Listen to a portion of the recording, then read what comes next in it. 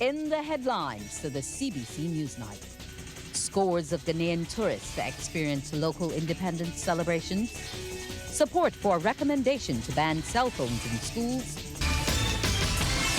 Broadcasting from our studios in the Pine St. Michael, this is CBC NewsNight, starting now. Good evening and welcome to the CBC NewsNight. I'm Wendy Burke with the details.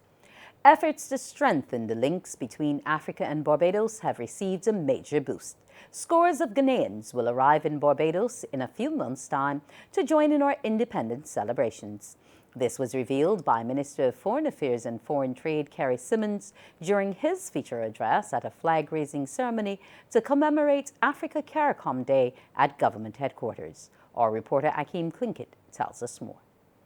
Foreign Affairs Minister Kerry Simmons says on November 10th and 19th, there will be 2 direct chartered flights from Ghana to Barbados to allow people from the continent to take part in our independence celebrations. On the 10th of November, and then again on the 19th of November, there will be structured charter flights, direct flights from Accra, Ghana to Barbados, so as to ensure that in the month that we celebrate our independence, we will be able to have Ghanaian tourists and visitors here flying direct from Ghana, Accra to Bridgetown, Barbados, with a view to sharing in our independence festivities and immersing themselves in authentic Barbadian touristic experience.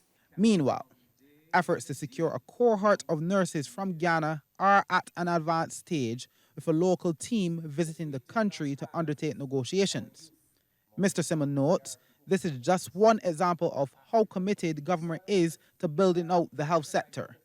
He says it is imperative the fruitful relationship between Barbados and the African continent works in the interests of Barbadians. As I speak, we have a very small delegation on the ground in Ghana, again having negotiations and discussions on the question of nursing care, because we want to be able to source some specialist nurses, which this country vitally needs in order to ensure that we build out a more robust and a more resilient nursing workforce in Barbados to better serve the needs of this country. In areas such as pediatric nursing care, medicinal surgical nursing care, psychiatric nursing care, ladies and gentlemen, those are areas of which we have shortages, where we have critical need, and we are again having discussions with Ghana with a view to filling that need. The minister also announced a new High Commissioner has been put in place. She is Juliet Bino Sutherland, the former executive chairman at the Queen Elizabeth Hospital.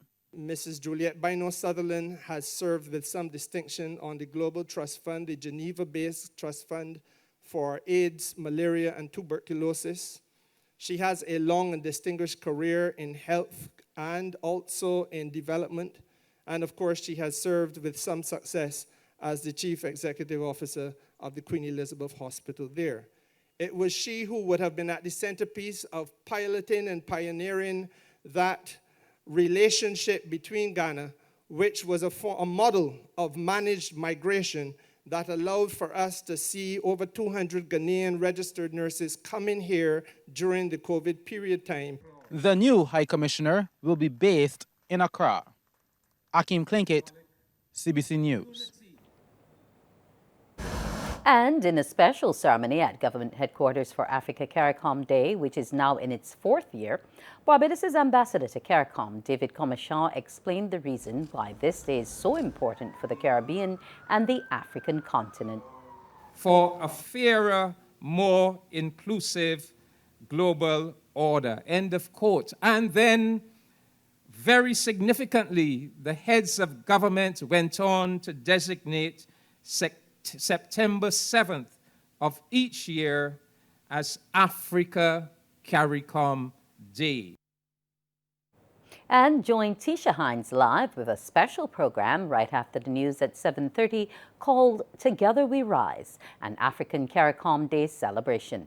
Some of our special guests will be the Honorable Kerry Simmons, Minister of Foreign Affairs and Foreign Trade in Barbados, Ambassador David Comachon, Barbados' Ambassador to CARICOM, Mr. Oke Iherika, Chief Operating Officer of the Caribbean Office of the African Export-Import Bank, Professor David Akombo, Dean of the Faculty of Culture, Creative and Performing Arts at Cave Hill UWI campus, and Mr. Mohammed Ibn Asaka, President of the Ghanaian community in Barbados and the representative of Ghanaian nurses in Barbados. The CARICOM Secretariat will stream the entire 2-hour production on all of their social media platforms and website. Some Barbadians are supporting the Barbados Union of Teachers' call to ban cell phones in school. They weighed in on the issue as CBC took to the streets. They should revisit it because the phone is a distraction. Even you going to school and you're on that cell phone and you getting a text, the social media is addictive. It have an influence on the people, so the people not going to concentrate on the school work. You understand? So it must be revisited and they should be banned. I don't feel that cell phones is the problem. Something wrong with these people here. Because you got the Muslims community and you don't get a problem and cell phones there with them too. So cell phones can't be the problem. They could put like rules, like they could use it at lunchtime and stuff. In case something happen at home, they can't get you to school, they'll be able to call the phone, but they should not be able to use it during classes. For me, I think that it is important for you to have a connection with your child in school, but it's how you use it and how you deal with it. So to say that, yeah, I agree for it to be banned in schools, I don't totally agree with that, because at some point in time you need to have a connection with your child. I find that the problem even at home, when children have cell phones, they concentrate on that, and when it's taken from them, they throw tantrums and stuff like that. I think the time could be well spent reading books to them, assisting them in writing and doing that sort of stuff, instead of, the cell phone is useful, but instead of spending so much time on the cell phone, and then you cannot control what you see. I don't have a problem with the kids having cell phones in school, but with some parental, this guidance, yeah. There are some children that have to travel on their own to and from school. There may be some that have to go home. The parents are not there as yet. It's just a surety that, yes, you get home, yes, you travel on the bus, yes, you got there safe. That I agree with. Other than that, they know. I don't think that it's needed. I think that teachers already have so much to control. We still got to worry about whether they're using them during the classes. The iPhones have something called AirDrop, where you could drop it and whoever have an iPhone will see what is going on. We went to school and we got home. I had my children practice calling me at work when they got home, so I know that they did get home. There's somebody in the neighborhood that might be going to the same school that they can communicate with, or you buddy up and say, well, you come home with Peter, you come home with Mary. I still think that it's not a must, not during the school day. They can have it after. CBC News will be back in a moment.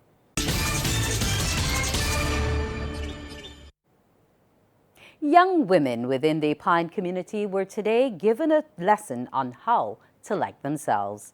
The one-day forum, the brainchild of Member of Parliament Santia Bradshaw, saw the local entertainers and other professionals offer guidance and words of encouragement. And she is also encouraging other corporate entities to get on board, as she is seeking to expand the program to include younger girls and boys. Myself was the order of the day for a number of young women in the Pine community. And MP Santia Bradshaw is committed to ensuring the young men and women in her constituency are equipped with the knowledge to be better individuals and love themselves more. We're seeing more and more that our young women have a lot of unanswered questions about who they are, about their own sexuality, about how to make certain decisions, positive decisions that would affect their lives. And I felt that the timing was right, particularly since these young women are all going to become at some point perhaps the mothers of our young men and certainly other young women. And I think that we need to nip certain things in the bud by being able to share other perspectives to support our schools, to support all of the counseling agencies, and to do our part certainly as politicians and representatives in communities to be able to bring together a diverse group of people that can share the experiences that they've had to help to inspire these young women. Acclaimed artist Terencia T.C. Coward-Thompson implored the girls to always speak up for themselves, and she warned them about the ills of social media. You are going to be criticized if you want to do better, but do not let people on the outside decide for you how far you can go in your life. If you have a dream to move from where you are in life further and higher, don't let anybody tell you that it can't happen. Put in the work, and it is going to happen. Fellow entertainer Shanta Prince told the girls their effort determined the output and urged them to stand up, even among friends, if necessary. Everyone starts with the same thing. You could take crumbs, you could take nickels. They all use the same ingredients to make their product, but it's what you do with it. Your friend has the same amount of opportunity as you do, but it's what you do with it. It's the work you put in. It is sometimes the sacrifices of... Up-and-coming artist Tion Hernandez, who dominated this year's Crop Over Festival, told those in attendance she was not always comfortable in her own skin and urged the girls to love themselves more. And we are all worth it. No matter where you come from, no matter what you have or don't have, we are all worth everything because God put us here, and it means that we were here for a purpose. 3 years ago, I was feeling extremely low. I think it was the lowest point of my life. I didn't like my music. I didn't like how I looked in the mirror. I just didn't like what was coming back at me. And I felt like I didn't want to be here anymore because what's the point and what's the purpose of life if you got to struggle? But the fact of the matter is that sometimes you have to struggle to enjoy the beauty that comes afterwards. Rachel Agard, CBC News. Coming up, the weekend sports.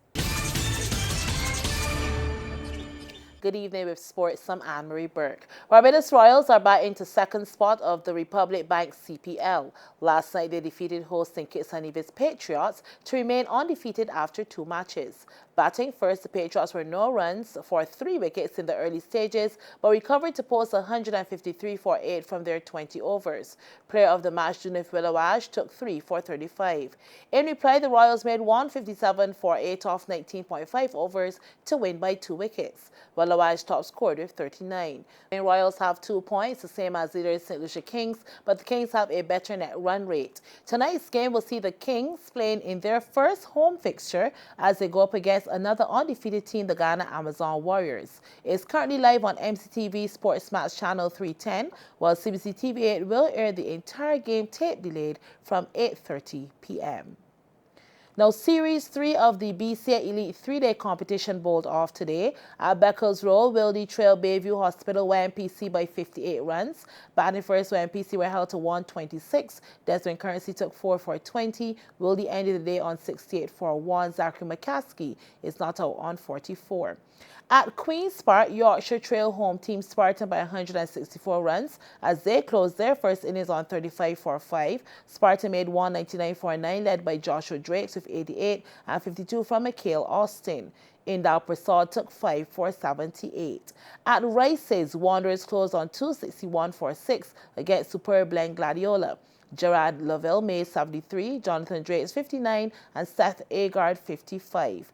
At Cane Garden, ICBL Empire Trail Senior Globe Financial BCA Youth by 60 runs. Youth 150 all out. Michael Greenwich made 54. Joma Warrican 5 for 30. Empire are 92 for 1. There was no play possible between ASAP Pickwick and UWI at Forest Square due to wet conditions. Well, Jamal Grosette scored a brace as Notre Dame blanked St. Andrew Lions 4-0 in the Prime Minister's Cup last night at Brayton. Amidst stormy conditions, Grosette had 2, while Marco St. Hill and Joshua Clark had the other 2 goals, as Dames defeated Lions 4-0. In the other game, Deacons tripled up on Parishland 3-1. For Deacons, Shaquan Hayes, Mikai Dzako, and Keon Atkins were the goal scorers, while for Parishland, it was Devine Gale Ford. We continue our features on some of the teams competing in that Prime Minister's Cup by venturing to St. Michael to a young and upcoming side. Let's play ball. Here's a look at the teams gearing up to do battle in the inaugural Prime Minister's Cup.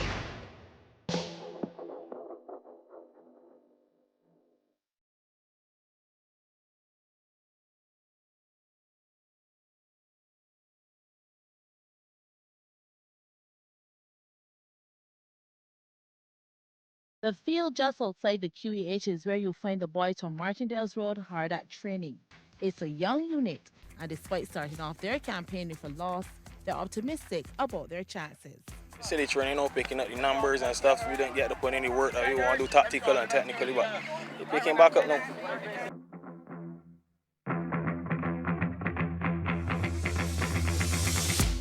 I think that we got a great chance. We find a fair, reasonable group. We can enter a reasonable group, so it's just for the guys to put in the work now and come out. I think we can get out the group. That's Captain Rico Graham, who knows his team has their work cut out for them, and he intends to lead his side by example. Well, I can start off by discipline and put in the hard work. So I do a lot of training on my own, even though I just come off a really bad injury. So it's still a test for me now, going forward, to test out my knee going forward. But we put in the work as a team and come together and play as a team. Martindale's Road are in Group F with the likes of Cave Hill, who they lost their opening match to, USA and Empire. Not so bad of a group to match the young team's skills. And with the tournament picking up, they're appealing to their supporters to come on out and back them. I want to encourage the fans to come out and support the unit. It's a young unit, so that we could come out and play football and make our home team proud. I hope you Martindale's Road fans heed that call as your team is going for glory in the Prime Minister's Cup. That was Let's Play Ball. We just got some insight into the teams gearing up for the inaugural Prime Minister's Cup. And that's sports. Weather is next with Carrie-Ann O'Neill. Good evening and welcome to the weather news. I'm Carrie-Ann O'Neill. In the forecast for tomorrow, the sun is expected to rise at 5:47 and will set at 4 minutes past 6. The first high tide is expected at 6:31 in the morning, the first low at 25 minutes past midnight. Now those seas, they're smooth to moderate in open water with swells peaking at 1.5 meters. The winds, they're coming in from the east-southeast and they're peaking at 20 kilometers per hour. For us here in Barbados tonight, we can expect a mix of clear and cloudy skies along with just a few brief showers. And over the next 3 days, while light winds and strong daytime heating will maintain afternoon showers and a chance of some isolated thunderstorms. That's our news. Thank you for joining us. Continue to enjoy your evening.